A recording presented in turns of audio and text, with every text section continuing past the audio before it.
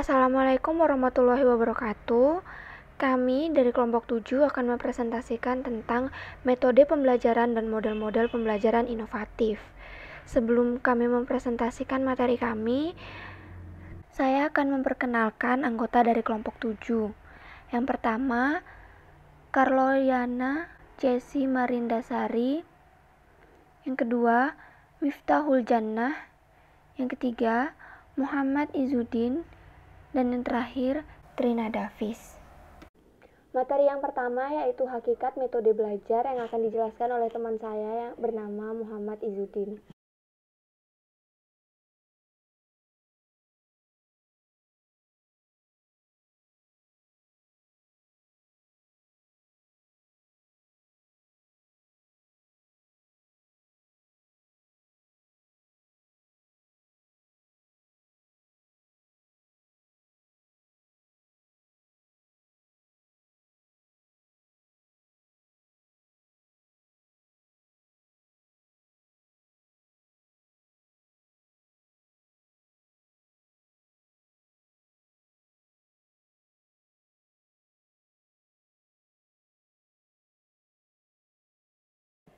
Materi yang selanjutnya yaitu macam-macam metode pembelajaran yang akan dijelaskan oleh Carloyana Jessi.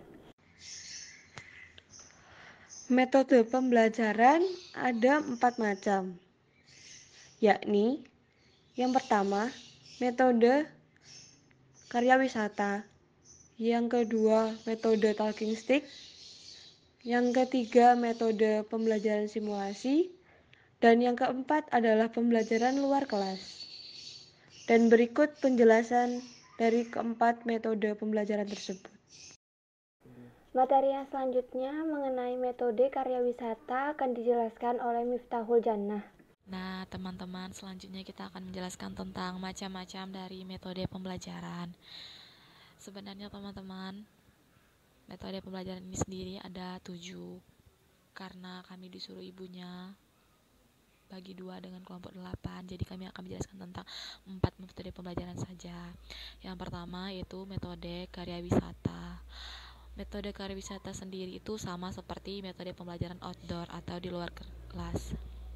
Pembedaannya sedikit, yaitu adalah ketika pembelajaran ini harus ada sebuah perencanaan yang benar-benar komplit di awalnya dan dilaksanakan oleh pendidikan secara sistematik. Pembelajaran ini sendiri akan membuat peningkatan kemampuan pada peserta didik yang sifatnya psikologi dan rasa kebersamaan akan motivasi belajar. Nah, karakteristik dari pembelajaran karya wisata sendiri adalah menemukan pembelajaran sesuai dengan perkembangan masyarakat dan peserta lebih punya rencana serta mempunyai aktivitas yang akan mendukung dari implementasi kontekstual. Sekarang kita akan menjelaskan tentang keuntungan dan kerugiannya. Keuntungan dari metode pelajaran karya wisata sendiri adalah yang pertama, kegiatan belajarnya lebih menarik karena kita berada di luar.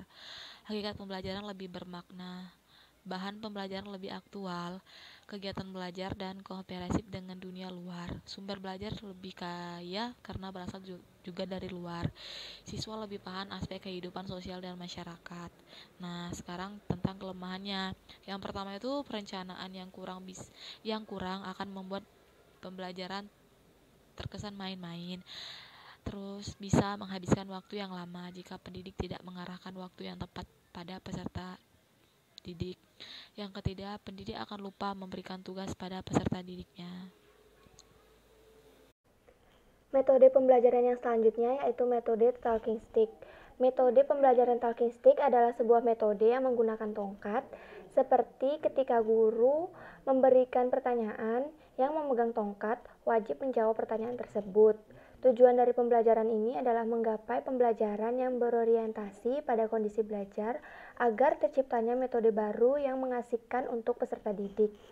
Kelebihan dari metode ini adalah menguji kesiapan siswa dan melatih membaca serta memahami dengan cepat.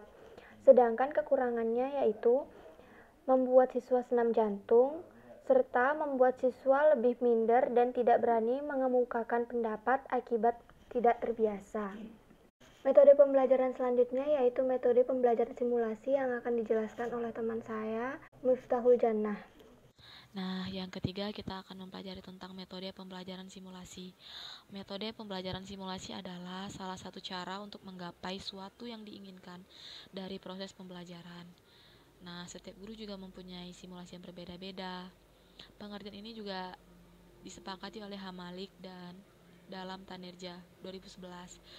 Metode simulasi adalah teknik yang digunakan dalam sistem pembelajaran yang akan mengajarkan desain instruksional tingkah laku pembelajaran dalam kehidupan kita yang nyata dalam sehari-hari. Langkah-langkah simulasi itu bagaimana? Yang pertama, kita menetapkan tujuan simulasi itu. Gambaran yang diberikan itu harus pada gurunya langsung.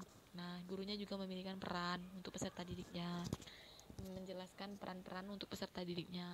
Selanjutnya, mempersiapkan kelompok. Yang selanjutnya juga menetapkan lokasi simulasi.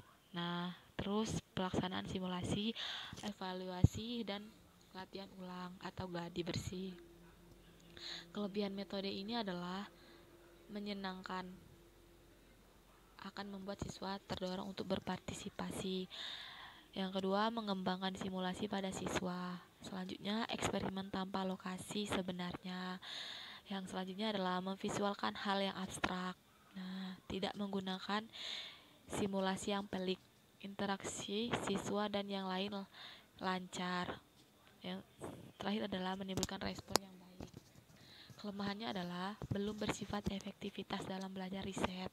Selanjutnya, validasi banyak diragukan orang. Terakhir adalah menuntut imajinasi guru dan siswa. Selanjutnya ada metode pembelajaran luar kelas yang akan dijelaskan oleh Karilona Jessy. D. Pembelajaran luar kelas. Metode pembelajaran luar kelas merupakan metode yang hampir sama dengan metode karya wisata, yang dimana mengajak para siswa belajar di luar ruangan dan melakukan secara mandiri dalam pembelajaran. Metode ini juga mampu untuk membuat identifikasi objek lebih sesuai dengan tingkat pembelajaran di dalam kelas dan perencanaan yang matang.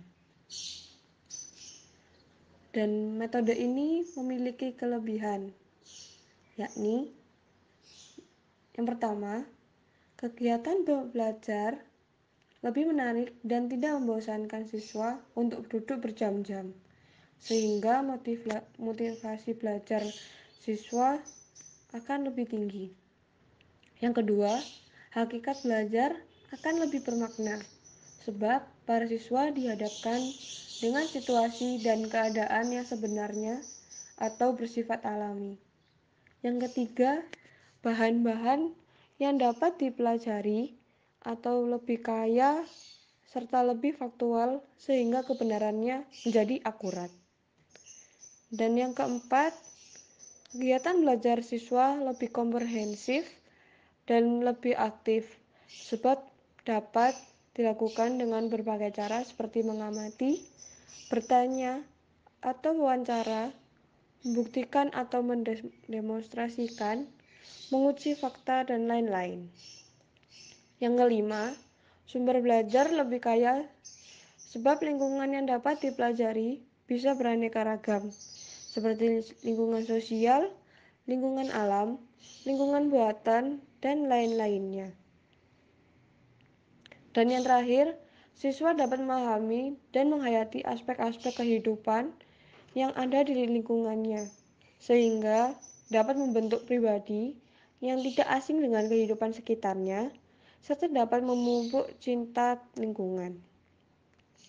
Sedangkan untuk kekurangan metode ini adalah yang pertama, siswa akan menjadi kurang konsentrasi. Yang kedua, pengelolaan siswa akan lebih sulit terkondisi. Yang ketiga, waktu akan tersita atau kurangnya tepat waktu. Dan yang keempat, penguatan konsep kadang terkontaminasi oleh siswa lain atau kelompok lain. Dan kelima, guru lebih intensif dalam membimbing siswa.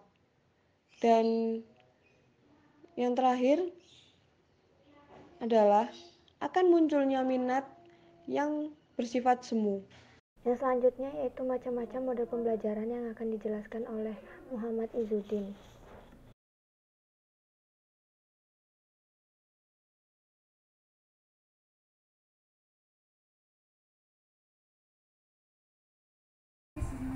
Sekian presentasi dari kelompok 7. Terima kasih atas perhatiannya dan mohon maaf apabila ada salah kata. Wassalamualaikum warahmatullahi wabarakatuh.